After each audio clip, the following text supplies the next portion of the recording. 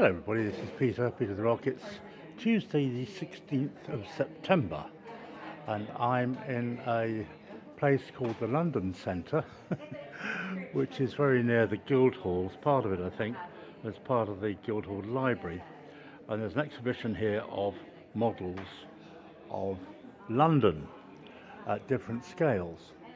So what I'm going to do first is go to the larger model, which is actually at the larger scale, and here it is in front of me, and there's a guide here.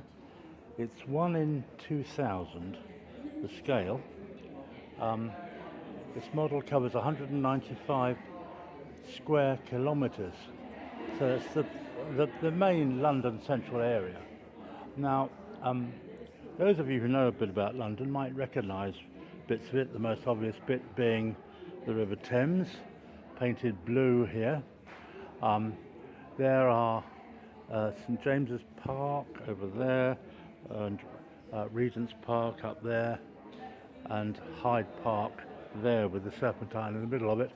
Of course, in this corner there will be Buckingham Palace, which you may just about be able to see. If I come around here, you can, right in the centre there. So there we are. So there are so many things to point out. I mean, I don't even have enough weeks or years to point them all out. The tube stations are noted here and there, and this wonderful brown line, which is the Bakerloo line extension, follows the old Kent Road. So that's possibly a new thing, because I don't know if that's actually been built yet, the extension. The word extension gives it away. Anyway, this is a new London model. It covers 240,000 buildings. Can you imagine how long that took to make? Using OS data from 2012 and so on. The grey buildings are ones in existence before 2012, and the white buildings are either recently completed in construction or proposed with planning permission to go ahead. This is the only place you can come to physically and see what London will look like in the future. So here we are, Peter the Rock, talking in the present, obviously, to you in my future, and I'm in your past, and we are looking at London in the future. One of the most remarkable parts is, of course, Docklands, and various famous towers there. Canary Wharf was the biggest, I think it still is, the biggest, tallest skyscraper in Britain, apart from the Shard, of course. I actually used to work there. It would have been a lot easier to get there if I'd have been small enough to walk across this model. Here is the City of London.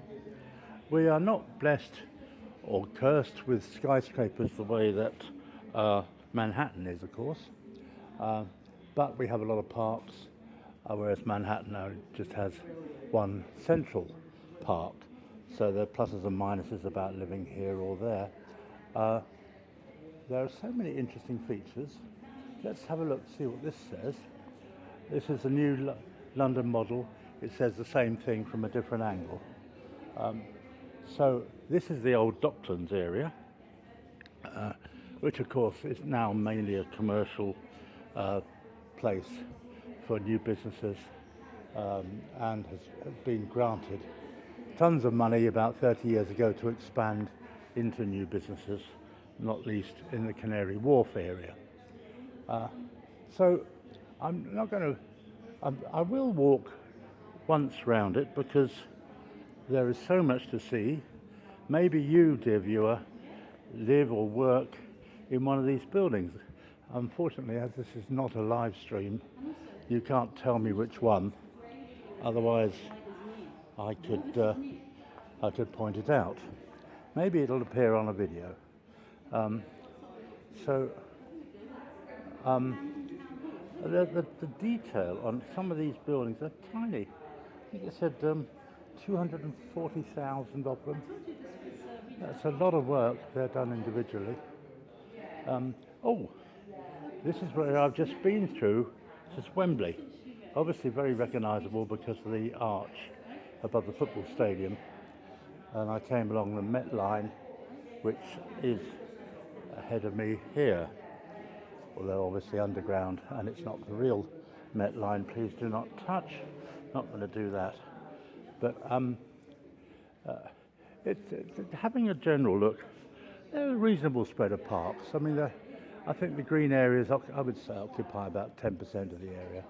Of course, further out west, which is off this model, there would be Richmond Park, which is significant. I'm going to stop there because there's another model to look at over there. Thanks a lot for watching. It's Peter the Rockets, Tuesday the 16th of September. Cheers.